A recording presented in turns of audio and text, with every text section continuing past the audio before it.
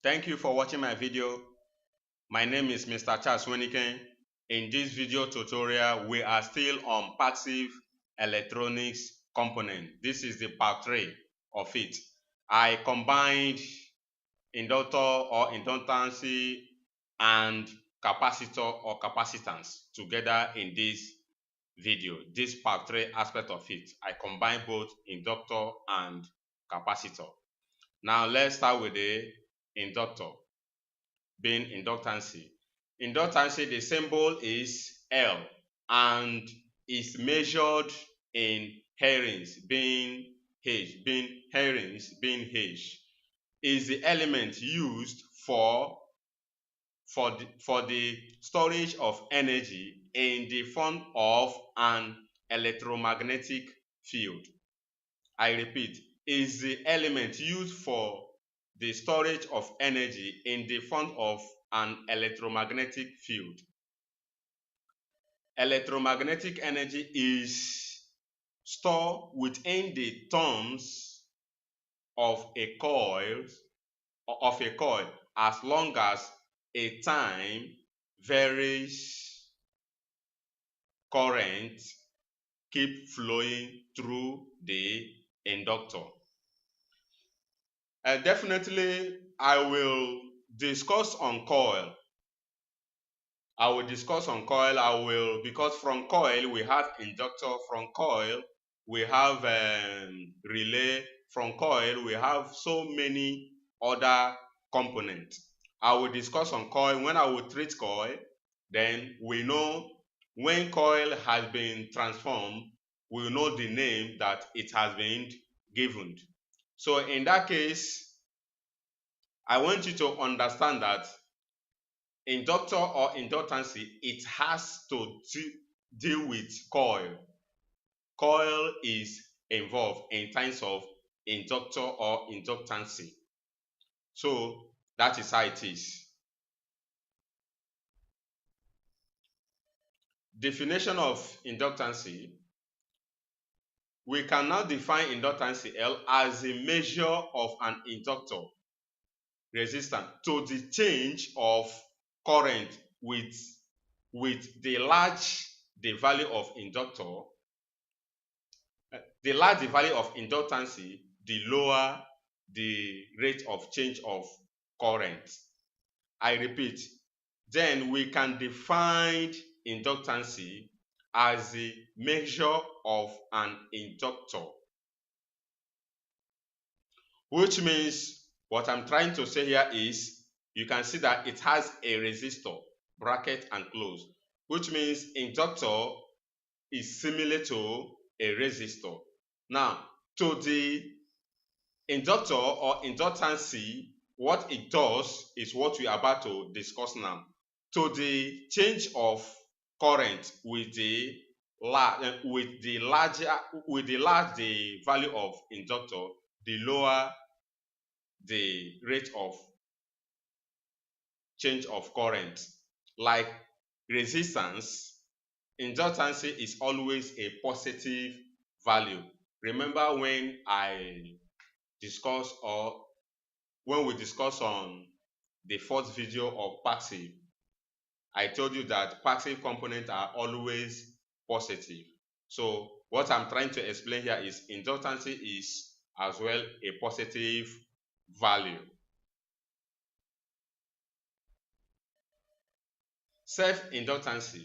Self-inductance is the property of an inductor which opposes any changes in the current as defined by constant of proportionality.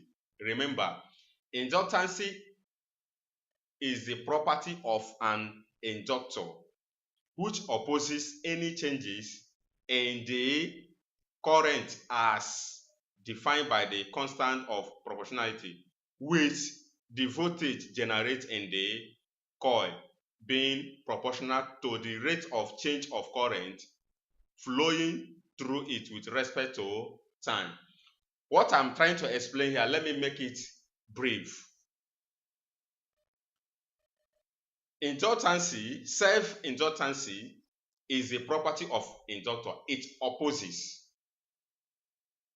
any change in the circuit or any change in the current. When there is changes in the current, either the voltage or the current is going up, the self-inductance will do what? It's always there to oppose any change, whether the voltage is coming up or is going down. The inductor is always there to protect, to work as a property of an inductor. It's always there in times of if there is any changes, and that is why it's defined by the constant of proportionality with the voltage generated in the coil. With the voltage generated in the coil being proportional to the rate of change of current flowing through it with respect to time. Remember what I told you on the other various videos. I said current cannot move without a voltage, while voltage can move without a current. So in this case, what I want you to understand is wherever current is moving, always bear in mind or know that there is a voltage behind current. That is what you should know. So because if they are talking of change in current, always know that voltage is involved, which is now defined by the constant proportionality of the voltage generated in the coil.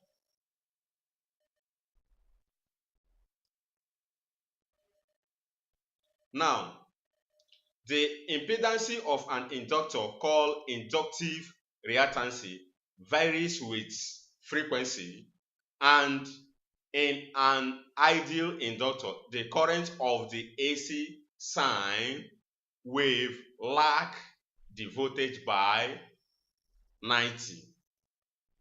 I will also differentiate between lag and lead in the next video. I will differentiate it. You will see the difference between the lag and lead.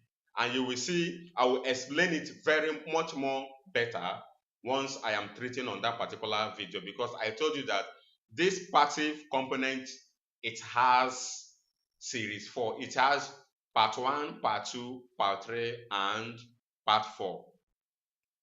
That is just how it is. Now, the impedance of an inductor called inductive reactance, it varies with frequency, and in an ideal inductor, the current of the AC sine wave lags the voltage by 90. Now, an inductor is another passive device that can store or deliver energy but cannot generate it. An ideal is what? Is a lossless. Remember what I talked on about a lossless in our first video, which they don't have the power flow of either output or input, meaning that it cannot store energy indefinitely as no energy is lost as heat. Inductors present a low impedance. You understand that? Inductor represents a low impedance path to DC current and a high impedance path to AC current. Inductor attempt to maintain a constant current. Now, I want you to understand one thing here.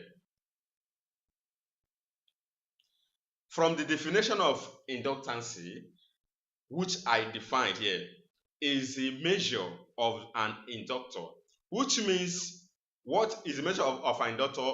Bracket and close it. I wrote resistance to the change of current with what? With the value of inductance, the lower the rate of change of current. Now you come back here you talk about self-inductance. Self-inductance is what? The property of an inductor which opposes, which means the inductance in self is the one that store the energy in front of electromagnetic field. That is what I want you to understand. The inductance itself is the one that stores the energy in front of electromagnetic field. While this self-inductance is the properties of an inductor that opposes if there is any change in that particular inductance. That is just the simple definition or the simple explanation of both the inductance and self-inductance. While from the definition here, I said an inductor is another passive device that can store or deliver energy but cannot generate it. That is how it is. That is to show you that the inductor itself, it has other properties that do the work before it store, because the inductance will store the energy in front of electromagnetic, while self-inductance is the one that opposes if there is any change in current. Now, in that case, now an ideal inductor is a lossless, meaning that it can store an energy indefinitely as no heat, as no energy is lost as heat. That is just the simple of it. That is what the inductor does. It stores an energy indefinitely as no heat is, as no energy is lost as heat. An inductor is also as well present a low impedance in DC current, while in terms of AC current, it do what? It has high impedance path to AC current. An inductor attempts to maintain a constant current.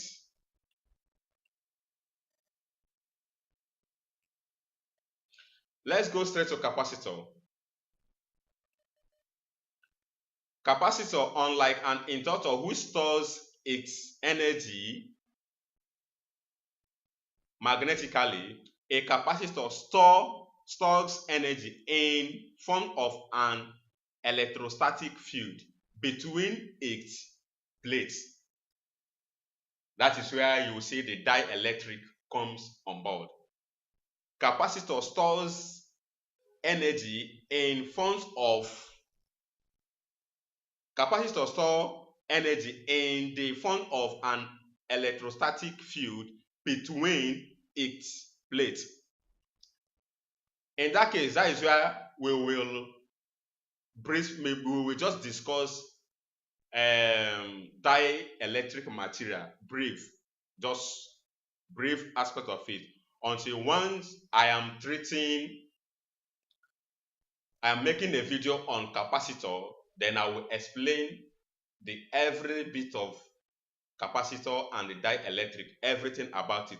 The same thing applies to inductor. So in that case, a capacitor is made up of two or more conducting plates which are separated by dielectric material. Just as I said, the capacitor is made up of two or more conducting plates which are separated by dielectric material. Now, how do we understand what is meant by dielectric material? Now, the term dielectric is used to indicate the energy storage capacity of the material by means of polarization. And what do you understand by polarization? The simple way of understanding polarization is just plus and minus to differentiate the positive and the negative. Just as I said, the current will enter from the positive and the positive will now take it to negative. It starts from positive to negative. That is just how it is. So in that case, the term dielectric is used to indicate the energy storage capacity of the material by means of polarization. Simple. Dielectric acts to increase the capacitor charge capacity.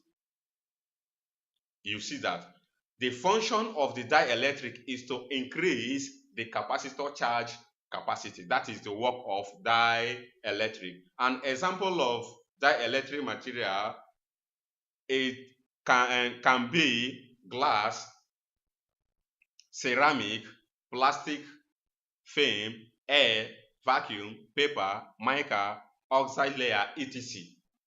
Various types of it. That just the work, that is just the function of dielectric, is to increase the what? The property is to increase the capacitor charge capacity.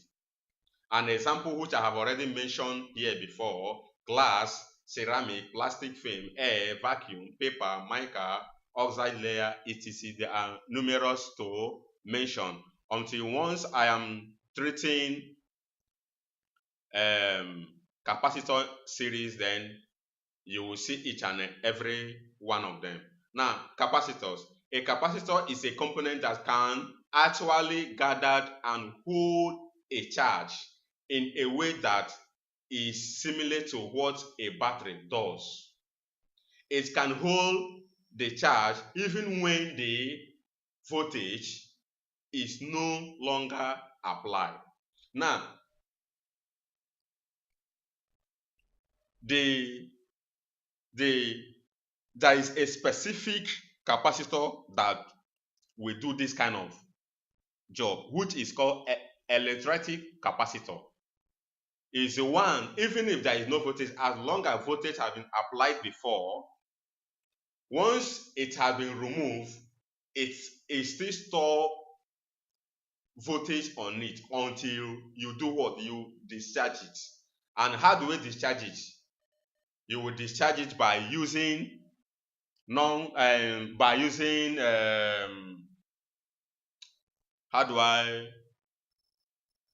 maybe two head of socket extension, where the extension head where you will use to put on the socket, you can use it and discharge it, all depending on you anyway. But I can also use another thing to discharge mine. But in that case, that is the only capacitor that will do the same work. And remember what I told you about capacitor. Capacitor, there is one that will work in AC, there is one that will also work in DC. I will discuss on that during the capacitor series. Okay, types of capacitor.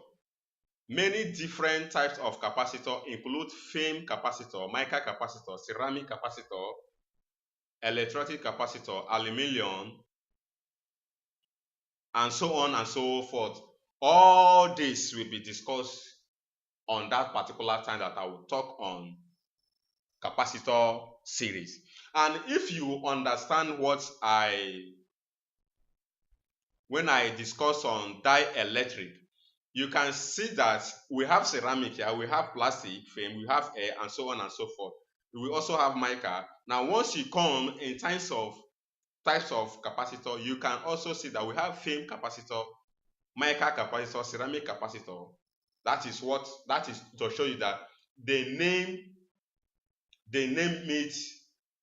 it after the dielectric material used. That is just the simple truth. Once you use a ceramic capacitor die material, that is the one that you will name it after. It's just the same thing. Once you use film capacitor, you will name it after the name film capacitor, and it keeps on going, including mica. You will name it after that. Now, this electrolytic capacitor this aluminum and tantalum, they are under electrolytic capacitor, which will be treated during capacitor series. Capacitance, it has a symbol C, is a property of a capacitor which opposes any changes in the voltage across. You heard that. Capacitance is a property of a capacitor which opposes any changes in the voltage across, and it as defined by the constant of proportionality, is defined by the constant of proportionality as the current flowing through it is proportional to the rate of change of voltage across it with respect to time. This definition itself, it has a formula. And though I couldn't put the formula here, but it has a formula that if you are good at, if you are an electronics student, you will know that it has a specific formula that it works with. So in that case now, I want you to understand one thing. The capacitance here is a property of a capacitor. What it does is to do what? It opposes any change in voltage across it. Now, in terms of constant proportionality, that is where the definitions of this come in.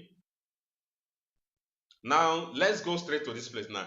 The capacitance of a parallel plate capacitor is the ratio of the amount of charge stored on its plate to the voltage across its plate, and is measured in farad. That is a symbol. Is as simple as that, is that the unit of capacitor is farad. That is the unit of capacitor. Now the symbol is C. That is, this Q represents the charge, the amount of charge, which I have just said now.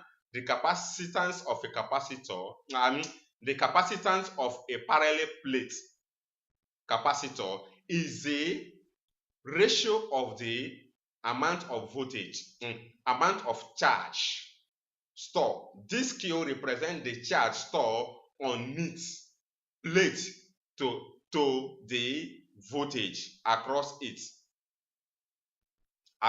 plate, and is measured in farad, which this is a symbol of it. In case as the capacitor stored in terms of the plate, it means that this arrow represents the storage of the capacitor. Simple. The Q represents the storage of the capacitor, while this V here, it represents that voltage that do what? That across the plate, across its plate. Do you know that once a capacitor receives a voltage, it will start from the positive. Once it starts from the positive, which it is called a conventional current, it starts from the positive to negative. So in that case, once it has conducted from the positive, definitely the positive particle will not go to negative particles. From there, it will charge it up, and the storage will be there. There will be a storage on its plate.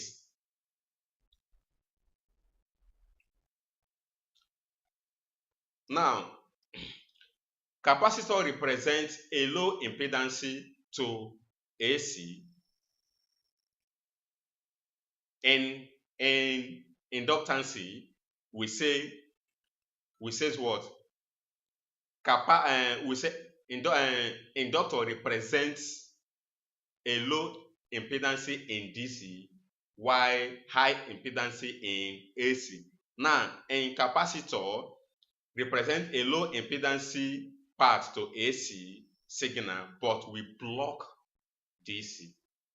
The impedance of a capacitor, called capacitive reactance, varies with frequency. You see that the capacity, the impedance of a capacitor called capacitive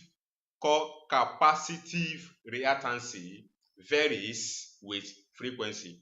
And in an ideal capacitor, the voltage of the AC sine wave lags the current by 90. It's as simple as that. Because I told you that I will explain the difference between lag and lead in the next video. Now, like resistance, capacitance is always a positive value. Remember what I say, that a passive component always represents, or they have, a positive value. I said this before this time. So in that case,